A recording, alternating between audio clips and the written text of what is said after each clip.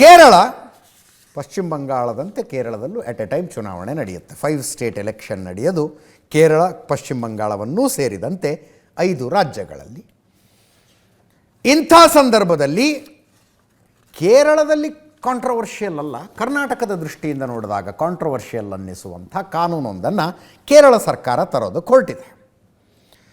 ಈ ಕಾನೂನು ಏನು ಮಲಯಾಳಿ ಭಾಷಾ ಮಸೂದೆ 2025 ಅಂತ ಹೆಸರಿಟ್ಟಿದ್ದಾರೆ ಇದಕ್ಕೆ.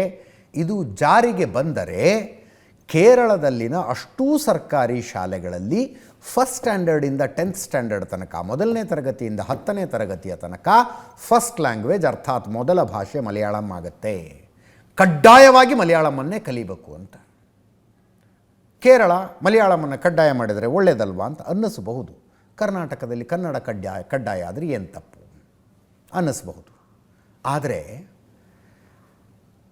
ಕಾಸರಗೋಡು ಜಿಲ್ಲೆಯೊಂದರಲ್ಲಿ ಆಗುವ ಸಮಸ್ಯೆ ಕರ್ನಾಟಕಕ್ಕೆ ಕಳವಳಕಾರಿಯಾದಂಥದ್ದು. ಕಾಸರಗೋಡು ನೀವು ನಕಾಶೆ ತೆಗೆದು ನೋಡಿದ್ರೆ ಅದು ಕೇರಳದಲ್ಲಿದೆ, ಟೆಕ್ನಿಕಲಿ ಅದು ಕೇರಳದಲ್ಲಿದೆ. ಕಾಸರಗೋಡು ಕೇರಳದ ಭಾಗ. ಆದರೆ ಅಲ್ಲಿರುವವರೆಲ್ಲರೂ ಕನ್ನಡಿಗರೇ. ಅಟ್ಲೀಸ್ಟ್ 70% ಕನ್ನಡಿಗರಿದ್ದಾರಲ್ಲಿ. ಇಂಟ್ರಡಕ್ಷನಲ್ಲಿ ಹೇಳ್ತಿದ್ನಲ್ಲ, 3-4 ತಿಂಗಳ ಹಿಂದೆ ಹೋಗಿದ್ದೆ ನಾನು. ಕೇರಳಕ್ಕೆ ಹೋಗಿದ್ದೀವಿ ಅಂತಲೇ ಅನಿಸೋದಿಲ್ಲ, ಹಂಗೆ ಕನ್ನಡ ಇದೆ ಅಲ್ಲಿ. ಅಲ್ಲಿನ ಶಾಲೆಗಳಲ್ಲೂ ಮಕ್ಕಳಿಗೆ ನೀವು ಮಲಯಾಳಂ ಕಲಿಸೋದಕ್ಕೆ ಶುರು ಮಾಡಿಬಿಟ್ರೆ, ಈಗಾಗಲೇ ಮಲಯಾಳಂನ ಹೇರಿಕೆ ಅದು ಎಷ್ಟರ ಮಟ್ಟಿಗಿದೆ ಅಂದರೆ ಕನ್ನಡಿಗರ ಸಂಖ್ಯೆ 70%ಇಂದ 50%ಗೆ ಇಳಿದಿದೆ ಅಲ್ಲಿ ಅಂತಾರೆ. ಅಂಥದ್ರಲ್ಲಿ ಪ್ರಥಮ ಭಾಷೆ ಮಲಯಾಳಂ ಅಂತ ನೀವು ಕಂಪಲ್ಸರಿ ಮಾಡಿಬಿಟ್ರೆ ಏನಾಗುತ್ತೆ? ರಾಜ್ಯ ಸರ್ಕಾರ, ಮುಖ್ಯಮಂತ್ರಿಗಳನ್ನೊಳಗೊಂಡಂತೆ ರಾಜ್ಯ ಸರ್ಕಾರ ಒಂದು ಸ್ಪಷ್ಟವಾದ ನಿಲುವನ್ನು ತೆಗೆದುಕೊಂಡಿದೆ. ಇದನ್ನು ವಿರೋಧಿಸುವ ನಿಲುವು. ಸ್ವತಃ ಮುಖ್ಯಮಂತ್ರಿಗಳೇ ಇವತ್ತು ಅದನ್ನು ಟ್ವೀಟ್ ಮಾಡಿ ಹೇಳಿದ್ರು. ಕೇರಳದಲ್ಲಿ ಈ ಮಸೂದೆಯನ್ನು ಜಾರಿಗೆ ತರಲು ಮುಂದಾದರೆ ಕನ್ನಡಿಗರು ಒಕ್ಕೊರಲಿನಿಂದ ವಿರೋಧಿಸ್ತಾರೆ. ಒಂದು ಭಾಷೆಯ ಮೇಲೆ ಇನ್ನೊಂದು ಭಾಷೆಯನ್ನು ಹೇರುವ ಪ್ರಯತ್ನವನ್ನು ಒಪ್ಪುವುದಕ್ಕೆ ಸಾಧ್ಯ ಇಲ್ಲ. ಕಾಸರಗೋಡು ಆಡಳಿತಾತ್ಮಕವಾಗಿ ಕೇರಳದ್ದಾದರೂ ಭಾವನಾತ್ಮಕವಾಗಿ ಕರ್ನಾಟಕದ್ದು. ಕೇರಳ ಸರ್ಕಾರದಿಂದ ಭಾಷಾ ಅಲ್ಪಸಂಖ್ಯಾತರ ಮೂಲಭೂತ ಹಕ್ಕುಗಳ ದಮನಕ್ಕೆ ಪ್ರಯತ್ನ ನಡೀತಾ ಇದೆ. ಕಾಸರಗೋಡು ಜಿಲ್ಲೆಯ ಕನ್ನಡಿಗರು ಕರ್ನಾಟಕದ ಕನ್ನಡಿಗರಿಗಿಂತ ಕಡಿಮೆಯಲ್ಲ. ಯಾವುದೇ ಸರ್ಕಾರ ಭಾಷಾ ಸ್ವಾತಂತ್ರ್ಯವನ್ನು ಹತ್ತಿಕ್ಕುವ ಪ್ರಯತ್ನ ಮಾಡಬಾರದು. ಕಾಸರಗೋಡಿನ 70% ವಿದ್ಯಾರ್ಥಿಗಳು ಕನ್ನಡವನ್ನೇ ಕಲಿಯಲು ಬಯಸುತ್ತಾರೆ. ಮುಖ್ಯಮಂತ್ರಿಗಳು ಟ್ವೀಟ್ ಮಾಡಿದ್ರು. ಇದನ್ನು ಪಕ್ಷಾತೀತವಾಗಿ ಎಲ್ಲರೂ ವಿರೋಧಿಸ್ತಾರೆ. BJPಯವರು ವಿರೋಧ ಮಾಡ್ತಾರೆ, ಇದನ್ನು ಹಿಂಗೆ ಮಾಡಬಾರ್ದು ಕೇರಳ ಅಂತ. ಬಟ್ BJPಯವ್ರದ್ದು ಒಂದು ಟಾಂಟ್ ಇದೆ. ಕೇರಳ ಅಂದ್ರೆ ಅಷ್ಟು ಮೈ ಮೇಲೆ ಬಿದ್ದುಕೊಂಡು ಹೋಗ್ತೀರಿ, ಹೇಳ್ರಿ ಕೇರಳದ CMಗೆ ಅಂತ. ಕೋಗಿಲುನಲ್ಲಿ ಸರ್ಕಾರಿ ಜಾಗೆಯ ಒತ್ತುವರಿಯನ್ನು ತೆರವುಗೊಳಿಸಿದಾಗ ಕೇರಳ CM ಒಂದು ಟ್ವೀಟ್ ಮಾಡಿಬಿಟ್ರು ಬೆಳಗ್ಗೆ ಎದ್ದು, ಮುಸ್ಲಿಮರ ಮೇಲೆ ಹೆಂಗೆ ನಡ್ಕೊತಾ ಇದೆ ನೋಡಿ ಇಲ್ಲಿ ಕಾಂಗ್ರೆಸ್ ಸರ್ಕಾರ ಅಂತ. ಎದ್ನೋ ಬಿದ್ನೋ ಅಂತ ಇಡೀ ಸರ್ಕಾರ ಓಡೋಯ್ತು. ಬಸವರಾಜ ಬೊಮ್ಮಾಯಿಯವರು ಹೇಳ್ತಾರೆ, KC ವೇಣುಗೋಪಾಲ್ಗೆ ನೆಗಡಿ ಆದರೆ ನೀವು ಸೀನೋದಕ್ಕೆ ಶುರು ಮಾಡ್ತೀರಿ ಇಲ್ಲಿ ಅಂತ. ಅಷ್ಟರ ಮಟ್ಟಿಗೆ ಕೇರಳದ ಕನೆಕ್ಷನ್ ಇದೆ. ವಯನಾಡಿನಲ್ಲಿ ಫ್ಲಡ್ ಬಂದರೆ ನಮ್ಮವ್ರು ಮನೆ ಕಟ್ಟಿಸ್ಕೊಡ್ತಾರೆ, ವಯನಾಡಿನಲ್ಲಿ ಆನೆ ತುಳಿದು ಸತ್ತರೆ ನಮ್ಮವ್ರು ಪರಿಹಾರ ಕೊಡ್ತಾರೆ. ಹಂಗಿದ್ದ ಮೇಲೆ ಕೇರಳಕ್ಕೆ ಹೇಳಿ ಈ ಕಾನೂನು ತರಬೇಡ್ರಪ್ಪ ಅಂತ BJP ನಾಯಕರುಗಳು ಮಾತಾಡಿದ್ದಾರೆ, ಕೇಳಿಸ್ಕೊಳ್ಳಿ. ವೇಣುಗೋಪಾಲನ ಮೂಗಿಗೆ ನೆಗಡಿಯಾದರೆ ಕರ್ನಾಟಕ ರಾಜ್ಯದ ಸರ್ಕಾರ ಸೀನಕ್ಕೆ ಶುರು ಮಾಡ್ತದೆ. ಕಾಸರಗೋಡು ಈಗಾಗಲೇ ವಿವಾದ ಇದೆ ನಮ್ಮ ಕರ್ನಾಟಕದಂತ. ಭಾಳ ಸೀರಿಯಸ್ ಆಗಿ ನಾವು ಫೈಟ್ ಮಾಡ್ತಾ ಇದ್ದೇವೆ. ಅಲ್ಲಿ ಕನ್ನಡ ಮಾತಾಡೋರೇ ಅತಿ ಹೆಚ್ಚು ಜನ ಇರುವಂಥದ್ದು, ಅದಕ್ಕೆ ಕನ್ನಡ ಶಾಲೆಗಳಿರುವಂಥದ್ದು. ಕನ್ನಡ ಮಕ್ಕಳ ರಕ್ಷಣೆ ಕೇರಳದಲ್ಲಿ ಮಾಡುವಂಥ ಕೆಲಸವನ್ನು ಈ ರಾಜ್ಯದ ಮುಖ್ಯಮಂತ್ರಿಗಳು ಮಾಡಬೇಕು. ಬರೀ ಕಣ್ಣೆ ಮಾಡಿದರೆ ಸಾಲದು. ಅಲ್ಲಿಯ ಮುಖ್ಯಮಂತ್ರಿಗಳಿಗೆ ಹೇಳಿ, ವಯನಾಡಿನಲ್ಲಿ ಪ್ರವಾಹ ಬಂದರೆ ಇಲ್ಲಿಂದ ದುಡ್ಡು ಕಳಿಸ್ತೀರಿ, ಇದು ಕನ್ನಡ ಮಕ್ಕಳನ್ನ ರಕ್ಷಣೆ ಮಾಡುವಂಥದ್ದು ನಿಮ್ಮ ಕೈಲಿ ಆಗಲ್ಲ ಅಂದರೆ ಏನು ಅರ್ಥ? ಪವರ್ಫುಲ್ ಜನರಲ್ ಸೆಕ್ರೆಟರಿ ವೇಣುಗೋಪಾಲ್ ಅವರ ಕುಟುಂಬ, ಇಂದಿರಾ ಗಾಂಧಿ ಕುಟುಂಬ, ಆಯಮ್ಮನೂ ಅಲ್ಲೇ ಗೆದ್ದಿರೋದು ಈಗ MP ಆಗಿ, ಶ್ರೀಮತಿ ಪ್ರಿಯಾಂಕಾ ಗಾಂಧಿ. ಕನ್ನಡಿಗರ ಮೇಲೆ ದೌರ್ಜನ್ಯ, ಕನ್ನಡ ಭಾಷೆ ಮೇಲೆ ದೌರ್ಜನ್ಯ.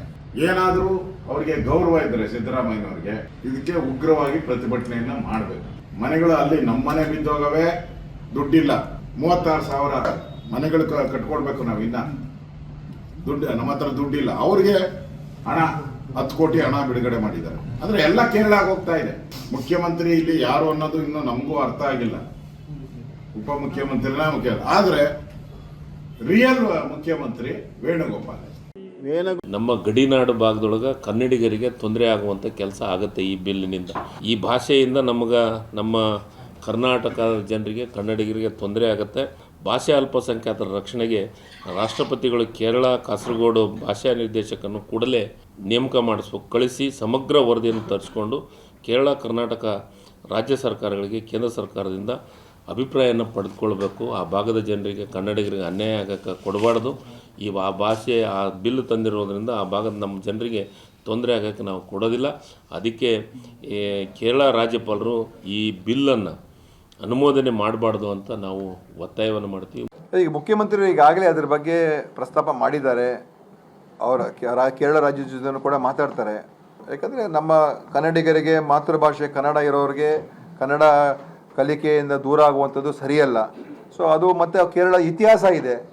ಇತಿಹಾಸ ಇದ್ದಾಗ ಅವರು ಅದನ್ನು ಕೇರಳದವರು ಅದನ್ನು ಅರ್ಥ ಮಾಡಿಕೊಂಡು ಅವರು ಕ್ರಮ ತಗೊಳ್ಬೇಕು. ಸೊ ಕೇರಳ ಸರ್ಕಾರದ ಈ ಕಾನೂನು ಖಂಡಿತವಾಗಿಯೂ ಇದು ಒಂದು ಒಳ್ಳೆಯ ಕಾನೂನು ಅಲ್ಲ. ಕೇರಳ ಅಸೆಂಬ್ಲಿಯಲ್ಲಿ ಪಾಸ್ ಮಾಡಿಬಿಟ್ಟಿದ್ದಾರೆ ಈಗ ಮಸೂದೆಯನ್ನು. ಇದು ಕಾನೂನು ಆಗಬೇಕು ಅಂದರೆ ರಾಜ್ಯಪಾಲರ ಸೈನ್ ಹಾಕಬೇಕು. ಕರ್ನಾಟಕಕ್ಕಿರುವ ಆಪ್ಷನ್ನು ಕೇರಳ ರಾಜ್ಯಪಾಲರ ಮೇಲೆ ಒತ್ತಡ ತರೋದು, ಸೈನ್ ಹಾಕಬೇಡಿ ಇದಕ್ಕೆ ಅಂತ. ಯಾಕೆ ಹಾಕಬಾರ್ದು ಅನ್ನುವುದಕ್ಕೆ ಸಂವಿಧಾನ ಮತ್ತು ಕಾನೂನಿನ ಸಾಕ್ಷ್ಯಗಳನ್ನು ಕೊಟ್ಟು ಅವ್ರನ್ನ ಕನ್ವಿನ್ಸ್ ಮಾಡೋದು. ಸೋಮಣ್ಣ ಬೇವಿನ ಮರದ ಕನ್ನಡ ಗಡಿ ಅಭಿವೃದ್ಧಿ ಪ್ರಾಧಿಕಾರದ ಅಧ್ಯಕ್ಷರು ಅವ್ರು ಹೇಳ್ತಾ ಇದ್ದಾರೆ 2017ರಲ್ಲೂ ಕೇರಳ ಇದಕ್ಕೊಂದು ಪ್ರಯತ್ನ ಪಟ್ಟಿತ್ತು. ಆವಾಗ ನಾವು ರಾಜ್ಯಪಾಲರನ್ನು ಕನ್ವಿನ್ಸ್ ಮಾಡಿದ್ವಿ, ಸೈನ್ ಆಗಿರಲಿಲ್ಲ. ಈಗ ಮತ್ತೆ ಮಾಡ್ತಿದ್ದಾರೆ, ಆಗೋದಕ್ಕೆ ಬಿಡೋದಿಲ್ಲ ಅಂತ. ಇದನ್ನು ಪ್ರಶ್ನಿಸಿಕೊಂಡು ಕೋರ್ಟಿಗೆ ಹೋದರೆ ಕೇರಳ ಈ ಕಾನೂನನ್ನು ಜಾರಿಗೊಳಿಸೋದಕ್ಕೆ ಸಾಧ್ಯ ಇಲ್ಲ ಅನ್ನುವ ಆತ್ಮವಿಶ್ವಾಸದಲ್ಲಿ ಸೋಮಣ್ಣ ಬೇವಿನ ಮರದಿದ್ದಾರೆ. ರಕ್ಷಣಾ ವೇದಿಕೆ ಮುಖಂಡ ಪ್ರವೀಣ್ ಶೆಟ್ಟರ್ ಮಾತಾಡಿದ್ದಾರೆ. ಗಡಿನಾಡ ಕನ್ನಡಿಗ GK ಭಟ್ ಮಾತಾಡಿದ್ದಾರೆ. ಕೇಳಿಸ್ಕೊಳ್ಳಿ. 100ಕ್ಕೆ 100 ರಾಜ್ಯಪಾಲರು ಈ ಮಸೂದೆಯನ್ನು ಒಪ್ಪೋದಿಲ್ಲ. ಅಕಸ್ಮಾತ್ ಅವರು ಒಪ್ಪಿ ಇದನ್ನು ಜಾರಿ ತರುವುದಾದರೆ ನಾವು ಕಾನೂನಾತ್ಮಕವಾಗಿ ಹೋರಾಟವನ್ನು ಮಾಡ್ತೇವೆ. ನ್ಯಾಯಯುತವಾಗಿ ಕರ್ನಾಟಕದಲ್ಲಿ ಬೇಡಿಕೆಗಳನ್ನು ಇಡ್ತೇವೆ.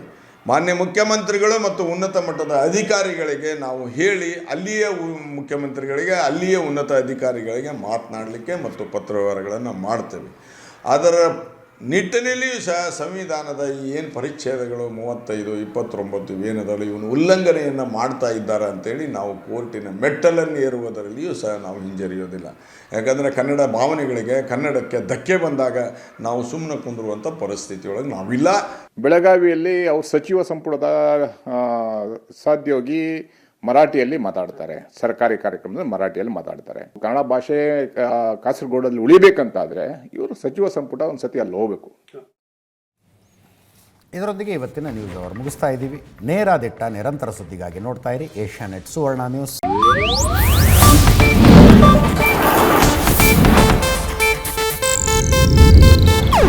ಇದು ಏಷ್ಯಾನೆಟ್ ನ್ಯೂಸ್ ನೆಟ್ವರ್ಕ್ ಪ್ರಸ್ತುತಿ.